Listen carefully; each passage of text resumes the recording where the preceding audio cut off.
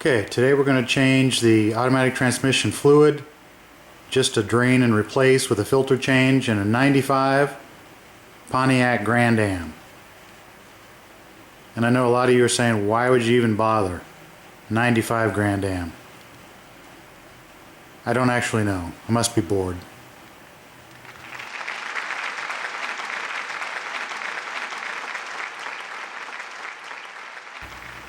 First thing you want to do is get it up in the air, get some jack stands underneath it, chalk the back wheels. Nothing like being dripped on when you're working underneath a car.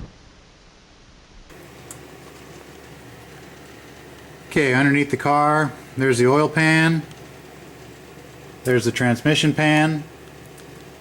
Going to take most of the bolts out, leave a couple of the front ones in. Hopefully we can get it to tip down. Get most of it to come out that way.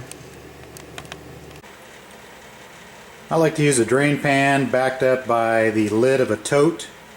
Inevitably you end up splashing some, so be prepared for that.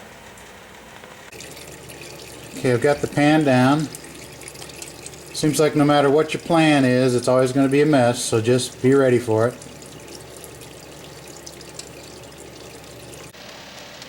Got the pan off. I want you to notice that there is a magnet in here that collects all these small metal particles. The gasket on here appears to be the fancy type of gasket that has the metal rings around each bolt hole so you can't over torque it, and it's supposedly reusable. It's normal for the magnet to have fine metal particles collected on it. That's what it's there for. What you don't want to find is any large metal parts in this pan. If you do, something's really wrong. This is a look at the transmission once it was opened up. There's the filter. Appears to be like the one I got, which is a good sign.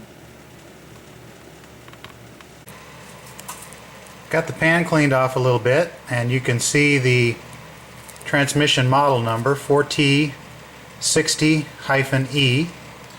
It's a Hydra-matic division of GMC. So if you have any question on which transmission, you can probably find it on the bottom of the pan.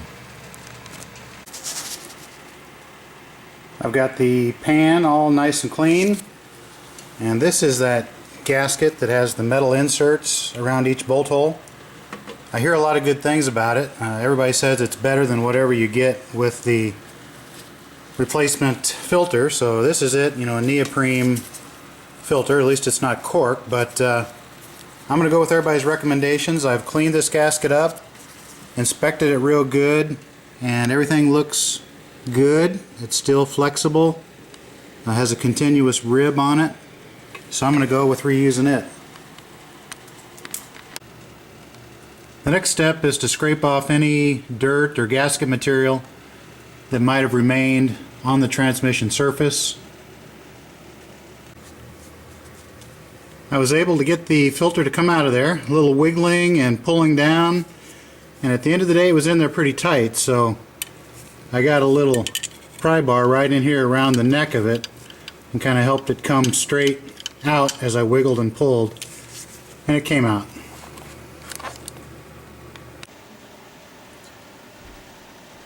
Let's take a look at the new filter.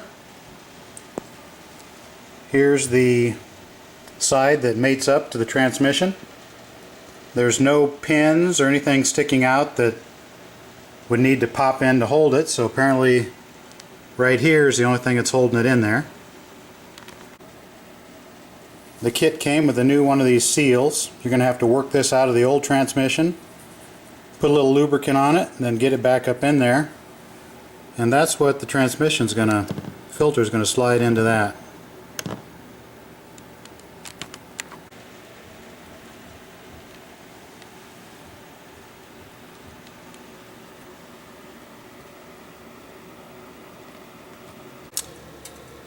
Okay, we're here at a crossroads. I'm trying to decide, do I really want to pry that out of there and try and pound a new one in, Or do I just want to hope I get lucky and leave the old one in?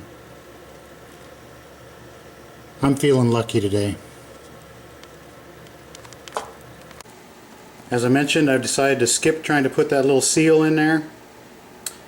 I'm going to go ahead and put a little transmission fluid on the neck here and push or beat it on up in there.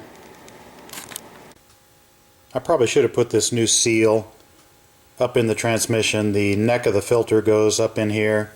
At the time I didn't want to chance it because I wasn't sure on how difficult the old one would be to get out, and then if I was trying to put this one in and I collapsed it, then I'd be stuck, so I skipped it.